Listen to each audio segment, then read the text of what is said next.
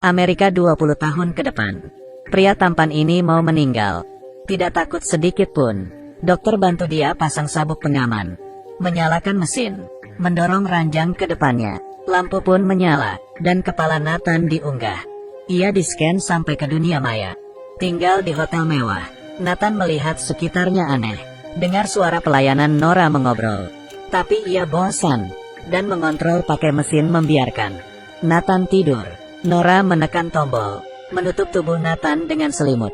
Keesokannya Nathan terbangun karena cahaya matahari. Menjadi orang kaya, punya fasilitas lengkap. Bisa mandi air panas, bisa pilih makanan yang ingin dimakan. Buka jendela bisa lihat pemandangan. Tetangganya juga orang kaya. Wajah mereka selalu kasih senyuman. Jika mati bahkan bisa hidup dengan baik. Berbeda dengan orang miskin, mereka hidup di bawah tanah. Setiap orang hanya punya ruangan kecil. Tidak ada uang untuk beli yang bisa lihat pemandangan. Anak kecil juga tidak ada uang, cuman bisa main dari sampah. Semua buku cuman bisa dibaca sampai halaman 5. Kalau mau lihat lagi harus bayar. Jika uangnya habis, cuman bisa dimatikan. Kecuali kalau keluarganya membayarnya. Kalau tidak ada, mereka akan dimatikan. Nathan kaget melihat ini. Ia ingin makan sesuatu untuk meredakan hatinya. Baru aja mengambil makanan. Sambil mendengar berita. Sarapan pagi berakhir sampai jam 10. Tidak. Nathan kaget. Tidak kepikiran ini makanan maya. Semuanya hilang. Keluar jalan-jalan untuk menenangkan diri. Di tengah jalan, ia menemukan daun juga dikendalikan. Program juga mengatur seseorang untuk beriklan. Jika ia tidak suka, orang yang menawarkan iklan akan terus bicara. Karena program terlalu banyak, gambarannya jadi tersendat. Tak hanya butuh waktu untuk menyelam. Bahkan sampai pelayan juga tersendat. Nathan stres. Dunia maya ini tidak seperti bayangannya. Ia ingin balik ke dunia nyata. Ia berlari keluar, ingin mencari penghubung kedua dunia. Di dalam dunia maya, perilaku begitu bisa disebut bunuh diri. Karena toren berbahaya, dan bisa dimusnahkan. Tidak boleh melewati batas toren. Ia tetap melewatinya. Tiba-tiba pelayanan Nora muncul. Nathan marah, membuat Nora menangis. Tapi Nora tidak menyerah. Mungkin ketidaksempurnaan ini akan buat tempat ini seperti dunia nyata. Karena kehidupan tidak sempurna. Ia tergerak hatinya, dan akhirnya kembali, dan menerima dunia maya, dan bilang ingin pelihara hewan. Setelah setengah hari memilih, akhirnya ia pilih seekor anjing. Ia pilih karena kelucuan anjingnya. Tiba-tiba anjing mengeluarkan suara. Aku tahu kemarin kamu tidak beruntung. Jadi mau ngobrol. Ternyata ini dokter psikolog. Orang Amerika ingin ia hidup. Mereka menggunakan otaknya dan pakai badan lain. Pelan-pelan ia terbangun. Ia melihat sekeliling, menghirup udara, dan menggerakkan jari-jari. Memastikan bisa berfungsi. Eksperimen ini berhasil. Tiba-tiba hidungnya keluar darah. Semakin banyak. Dan tampilan TV berubah jadi iklan bubuk. Orang sebelah Nathan ketakutan. Memikirkan untuk membangkitkannya. Sekarang jadi takut. Demi menerima kalau dia sudah meninggal. Ia menghadiri acara pemakamannya. Ia ingin mencium pacarnya. Tapi terhadang oleh layar. Ia ingin memeluk temannya. Juga terhadang layar. Ini mengingatkannya. Ia sudah meninggal. Pemuka agama mulai menyalakan video Nathan. Tampilannya semua aneh. Malah berubah jadi pertandingan sepak bola. Bahkan pidato di acara pemakamannya juga hancur. Pacarnya hanya sibuk menelepon sponsor pemakaman. Dan teman lainnya, tidak merindukannya sama sekali. Hanya penjaga keamanan rumahnya, yang berpidato dengan benar untuknya. Nathan merasa ia telah gagal. Ia ingin bilang ke pacarnya, tapi pacarnya menyalahkannya, dan menghapusnya, agar ia hilang selamanya. Nathan sedih. Apa kehidupan ini sudah mati? Semua uangnya diambil oleh kerabat. Semuanya tidak ada hati. Tidak ada satu teman pun yang bisa menghibur dirinya. Tujuan semuanya hanya untuk berkumpul. Untuknya ada pelayanan Nora di sana. Nathan senang. Tiba-tiba ia terpikir, mungkin bisa jadikan Nora teman baru.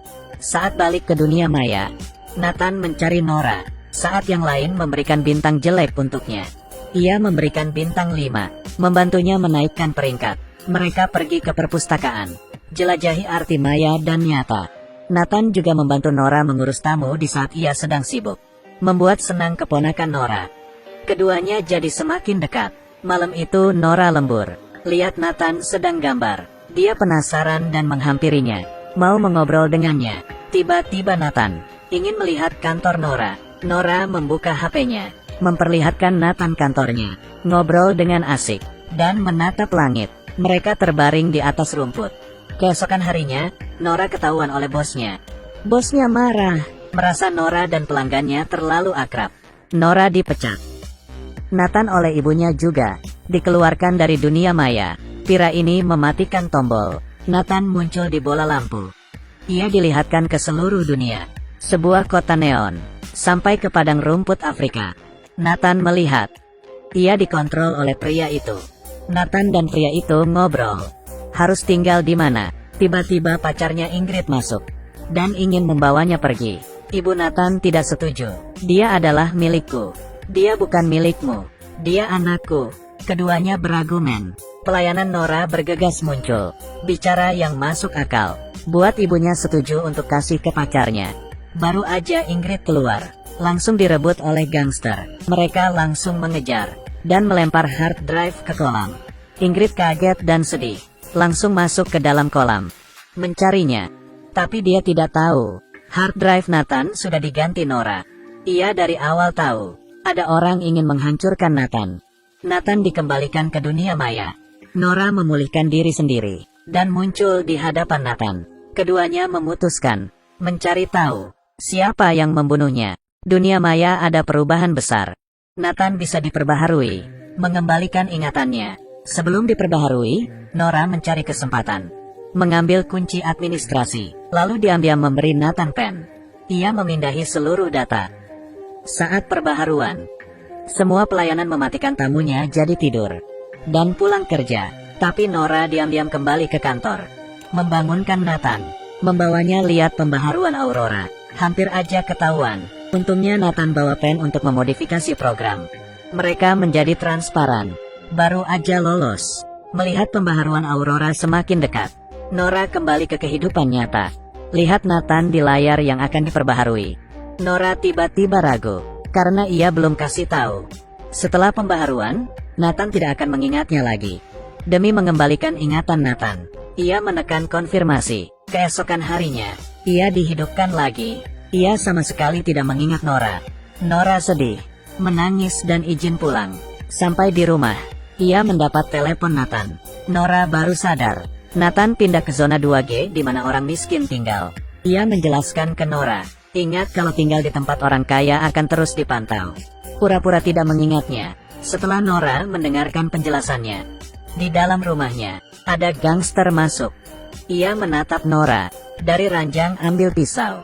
Nora merasakan suatu bahaya. Ia keluar dari dunia maya. Periksa ruangan.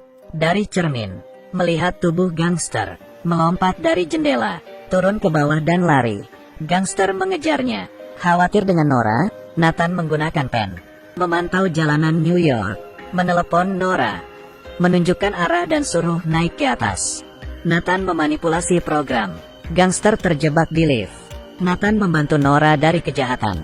Tapi ia kehabisan data. Dan dibekukan oleh sistem. Tanpa ia tahu, Ingrid datang ke dunia maya. Dan membantunya menambah kuota. Sekaligus beritahu, aku unduh karena kamu. Apa? Ceritanya hanya sampai sini. Misteri di dalam hanya bisa dijelaskan di cerita selanjutnya. Bisa dimengertikan.